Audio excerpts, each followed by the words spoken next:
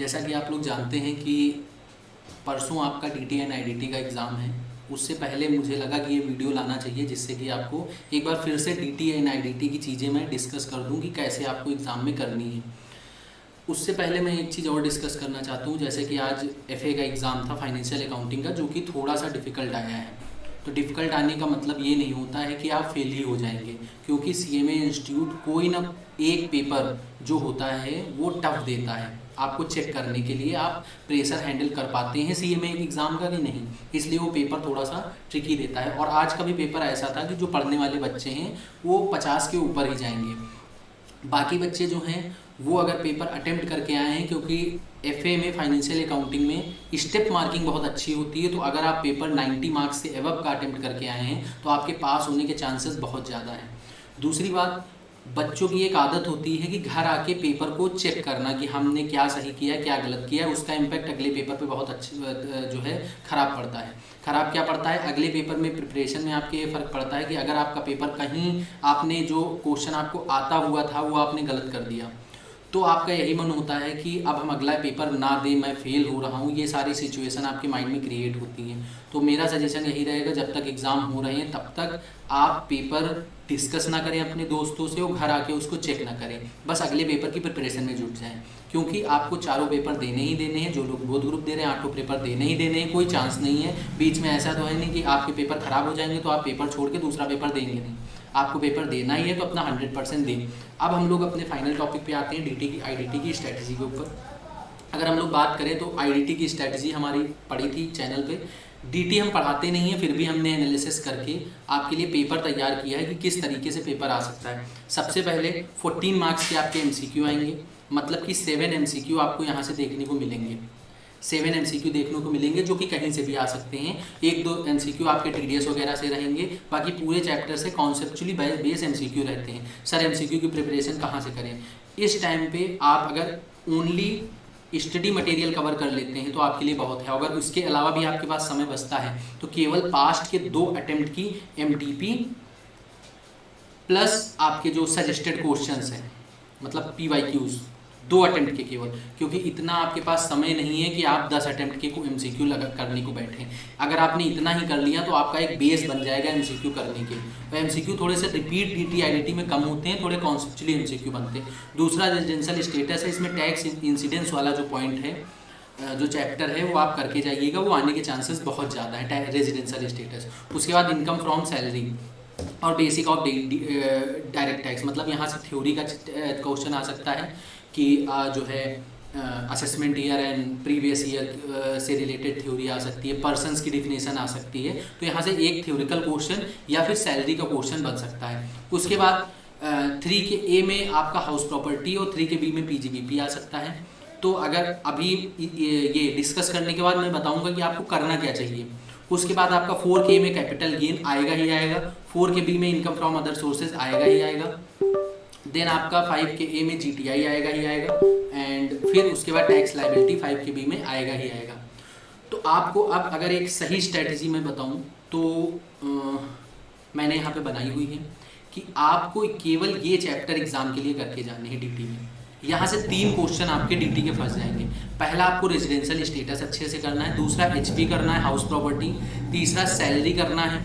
अब सैलरी में क्या है, बेसिक प्रोविजंस आपको पढ़ लेने हैं क्योंकि क्वेश्चन लगाने का समय गया, ठीक है। इनकम फ्रॉम अदर सोर्सेज जो हैं, जो 1.5-2 पन्ने के प्रोविजंस जो है अपनी कोचिंग में दिए गए हैं, जो जिन्होंने क्लास अपने से ले रखी हैं। कैपिटल गेन के भी प्रोविजंस, और कैपिटल गेन में एक बात मैं ऐड कर दूं कि जिन प्रोविजंस के नीचे स्टडी मटेरियल में क्वेश्चंस दिए गए हैं वो प्रोविज़न बहुत इंपॉर्टेंट हो जाते हैं। मतलब अगर इस टाइम में बताऊं तो सारे प्रोविज़न पढ़ लीजिए, प्लस जो स्टडी मटेरियल के क्वेश्चन दिए गए हैं उनके प्रोविज़न याद कर लीजिए, क्योंकि स्टडी मटेरियल के जिन जो है प्रोविजंस में क्वेश्चन नीचे एग्जाम्पल के दे रखे हैं उनसे क्वेश्चन आने के चांसेस बहुत ज़्यादा हैं। उसके बाद set of and carry forward. आप कहेंगे सर इसमें PGBP आपने नहीं डाला। PGBP इसलिए नहीं डाला क्योंकि बहुत बड़ा है। PGBP का क्वेश्चन ये सोच के चलिए अगर आ भी गया तो आप उसको इतना अच्छे से हैंडल नहीं कर पाएंगे। PGBP में जो अपने स्टूडेंट्स हैं उनको हमने बताया था कि आपको प्रोविजंस पढ़ लेने हैं, और PGBP का क्वेश्चन अगर ऐसी सिचुएशन फंसती है तो आपको जो जो चीज़ें एडलेस होती हैं वो आप देख लीजिए क्या क्या एडलेस हो सकती हैं उसमें, जितना आपको याद आ रहा है वो आप कर दीजिएगा, क्योंकि पीजीबीपी में स्टेप मार्किंग होती है, मतलब कि जितने पॉइंट्स आपके सही होंगे उसके अकॉर्डिंग आपको नंबर मिल जाएगा। इसीलिए पीजीबीपी में एक्स्ट्रा मेहनत करने की जरूरत नहीं है कि पूरा क्वेश्चन हम नीचे तक सही नेट प्रॉफिट से उसको मैच करें, ऐसे नीड आपको नहीं है। अगर आप स्टेप बाय स्टेप उसको जो है मान लीजिए 7 एंट्रियां हैं जो आपको एडलेस करनी है, उसमें से 5 आपने सही किया, 2-3 सही की, तो आपको उसके नंबर मिल जाएंगे। तो पीजीबीपी को एज अ ऑप्शन लेके चलना है, अगर हो पाता है किसी से तो कर लेता है, नहीं तो इस जितना मैंने बताया है यहीं से आपके 3 क्वेश्चन बन जाएंगे। ठीक है, तो ये हो गया डीटी का पार्ट। और अब हम लोग आते हैं आईडीटी के पार्ट पे। आईडीटी का पार्ट जैसा कि हम बता चुके थे कि जितना हमने बताया है कि आईडीटी में ये आपको एमसीक्यू करने हैं, इन चैप्टर से एमसीक्यू आएंगे। बेसिक ऑफ आईडीटी में हमने अपने आपको इंपॉर्टेंट क्वेश्चन भी बताए थे कि ये आपके इंपॉर्टेंट क्वेश्चन यहाँ से आ सकते हैं और इन्हीं में से एक आएगा। उसके बाद 6 का बी भी आपका बेसिक ऑफ जो है आईडीटी, जिसमें से जीएसटी काउंसिल से रिलेटेड लगता है, आने के चांसेस जाता है जीएसटी इन। उसके बाद 7 का ए, 7 का बी कंपोजिशन, आरसीएम और टॉस पॉस वॉश, time of supply, place of supply and value of supply, यहाँ से क्वेश्चन आने की चांसेस पक्का ही पक्का 7 का बी इन तीनों में से एक रखा हुआ मिलेगा।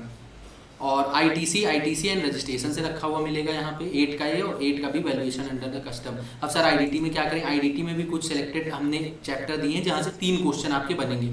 6, 7, 8 3 ही आते हैं और 3 इन्हीं चैप्टर से आएंगे। बेसिक ऑफ आईडीटी जिससे 2 क्वेश्चन ही 14 मार्क्स का, इसको तो बिल्कुल आज ही इसको रट के सोना है, और कल आपको जब रात में सोएंगे तो फिर आपको ये बेसिक ऑफ आईडीटी रट के सोना है, क्योंकि ये एक क्वेश्चन प्लस एमसीक्यू आपको पास करा सकता है। 30 प्लस 14 44 मार्क्स हो गए हैं आपके।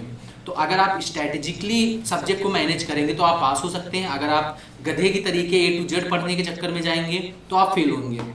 उसके बाद टॉस पॉस वॉस, इनके चांसेस बहुत ज़्यादा हैं, तो आपको आईडीटी में ये उसके बाद ये चैप्टर तो बिल्कुल क्लियर कर लेना है। जो अपने स्टूडेंट्स हैं जो हमने क्वेश्चन बैंक दिए हैं और जिसमें देखना 12, 13 दोनों सेक्शन कवर हो रहे हैं जिस क्वेश्चन में, वो क्वेश्चन आपको 2-3 लगा लेने, प्रैक्टिस करके जाना है। और इसमें जो टाइम ऑफ सप्लाई में सेक्शन 14 है, चेंज ऑफ रेट, वो जरूर करके जाना एक बार। किसी को अगर प्रॉब्लम हो रही है तो बताना, शॉर्ट में मैं एक्सप्लेन कर दूंगा।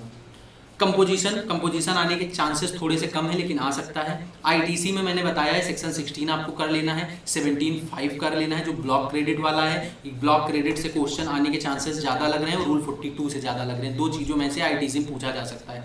उसके बाद वैल्यूएशन अंडर कस्टम सेक्शन 10, क्या चीज़ें ऐड होनी क्या चीज़ें लेस होनी, इतना अगर आप देख लेंगे तो यहाँ से आपके 3 क्वेश्चन और यहाँ से 3 क्वेश्चन, फिर भी आपके पास ऑप्शन रहेगा 5 ही क्वेश्चन आपको करने रहते हैं। इसमें भी मैं आपको ऑप्शन दे रहा हूँ, अगर इतना आप प्रिपेयर कर लेते हैं और किसी ने अगर क्लासेस नहीं ले रखी हैं कहीं से भी, तो केवल आप स्टडी मटेरियल करके जाइए, सारे प्रोविजन करके जाइए और कोशिश करिए कि 100 मार्क्स का पेपर आपसे अटेम्प्ट हो पाए। इतना करना है आपको। इसमें भी आप एलिमिनेट कर सकते हैं, अगर किसी को प्रॉब्लम लग रही है, बहुत ज़्यादा लग रही है, तो वो जो है इसमें में से सैलरी वाला पॉइंट वो कर सकता है, लेकिन सैलरी के साथ उसका एक कोई क्वेश्चन और जाएगा अगर डीटी में प्रॉब्लम लग रही है। अगर आईडीटी में प्रॉब्लम लग रही है तो आईटीसी एलिमिनेट कर सकता है, और आईटीसी के साथ एक कोई क्वेश्चन उसको आता होगा वो भी जाएगा, क्योंकि एक चैप्टर अगर आप छोड़ेंगे तो एक चैप्टर का मतलब 14 नंबर का नुकसान, क्योंकि एक के साथ एक क्लब होके आता है। तो आप देख लीजिएगा अपने हिसाब से, अगर इसमें भी आप कुछ काट छांट करना चाहते हैं तो अपने हिसाब से कर सकते हैं। बिल्कुल ये कंसाइज फॉर्म में किया गया है। और ये सारे चैप्टर करने में हमें कितना समय देना चाहिए, तो आपको ये आईडीटी वाला पोर्शन है, मेरे हिसाब से अगर आप पेपर देने के बाद आके एक अच्छी स्लीप ले चुके हैं, एक अच्छी नींद ले चुके हैं, तो पढ़ने आपको बैठ जाना चाहिए अभी, और रात के 1-2 बजे तक आईडीटी निपटा देनी चाहिए। आईडीटी निपटाने का मतलब थ्योरी प्लस ये मेजर चैप्टर तो आईडीटी के निपटा ही देने चाहिए, क्योंकि आईडीटी थोड़ी सी छोटी है डीटी के मुकाबले। तो आईडीटी आज निपटा के आपको सोना चाहिए। मिनिमम आज अगर आप 6 घंटे की सिटिंग लगाएंगे तो आपके ये सारी चीज़ें कवर हो जानी चाहिए। 1-1 घंटे से ज़्यादा नहीं लगना चाहिए, क्योंकि 1 घंटे से अगर ज़्यादा लग रहा है तो फिर आपने सही से पढ़ाई नहीं की है 6 महीने में। क्योंकि अगर 6 महीने में आपका ये चौथा या 5वां रिवीजन हो रहा है तो 6 घंटे में आईडीटी ये रिवाइज हो जानी चाहिए, जितना चैप्टर हमने बताया है। उसके बाद कल का दिन रहेगा जिसमें आप 50% जो समय रहेगा 5 से 6 घंटे, उसमें आप ये सारी चीज़ें रिवाइज करेंगे 6 आवर्स में। आपको एक फिर मैं बताऊंगा, एक क्वेश्चन लगाने की जरूरत नहीं है, प्रोविजन सारे पढ़ के 1-2 क्वेश्चन केवल ऑडिट टेक्निक से देख लेने हैं। ठीक है। उसके बाद 6 आवर्स के बाद आप रिमेनिंग टाइम जो होगा वो थ्योरी को देंगे। फिर से मैं रिपीट करूंगा, थ्योरी को देंगे, क्योंकि अगर आप थ्योरी सही नहीं कर पाए DTIDT के पेपर में, थ्योरी प्लस MCQ, तो आप फेल होने को मानिए। और एक चीज़ और देख लीजिएगा मेरे हिसाब से, जो न्यू रिजाइन है, टैक्स लाइबिलिटी का अगर क्वेश्चन कोई करेगा तो न्यू रिजाइन से रिलेटेड चीज़ें अगर देख लेगा तो ज़्यादा सही रहेगा, नहीं तो नंबर आपके चले जाएंगे। और न्यू रिजाइन से 10 से 15 नंबर की चीज़ें आ सकती हैं, ठीक है। और DTIDT का पेपर मैं फिर से बता दूं, हर पेपर में आपके कोई भी 1 से 2 question out of the box आ सकते हैं, मतलब जो आपने स्टडी मटेरियल में ना देखे हो, कहीं भी ना देखे हो और आपको आते ना हो, तो उसके लिए आप प्रिपेयर रहिए। ये नहीं उसको देख के आप ब्लैक आउट हो जाएंगे, पेपर बहुत टफ आएगा, हम फेल हो जाएंगे। सारे पेपर्स में ऐसे क्वेश्चन हो सकते हैं जिसमें आप पास हो सकते हैं। तो आपको ये ध्यान देना है कि क्या हमें आता है रेदर देन क्या हमें नहीं आता है। एग्जाम में पेपर देखेंगे, सबसे पहले आपकी नजरें ये ढूंढनी चाहिए कि क्या मैं पढ़ के आया हूँ, उससे क्या मैच कर रहा है, वहां से करना आप धीरे धीरे स्टार्ट कीजिए। आज के पेपर में काफ़ी लोगों के साथ ये प्रॉब्लम हुई कि कुछ क्वेश्चन टफ आए थे, उन क्वेश्चंस को देख के ब्लैकआउट हो गए, समझ में नहीं आ रहा है कि क्वेश्चन करेंगे, उसके चक्कर में, हड़बड़ाहट के चक्कर में 1-2 क्वेश्चन गलत कर दिए। तो ऐसा काम कोई भी नहीं करना है। आपको अपनी स्टडी पे बिलीव करना है, जो आपने अभी 6 महीने या 1 साल की मेहनत की हुई है, उसके अकॉर्डिंग आपको चीज़ें प्लान करनी है। ये मैंने पूरा आपको बता दिया है कैसे आपको करना है। अब आपके ऊपर है इसका एग्जीक्यूशन करना। अगर आपके कोई डाउट है आप कमेंट में पिन कर सकते हैं, हम उसका रिस्पॉन्स कर देंगे।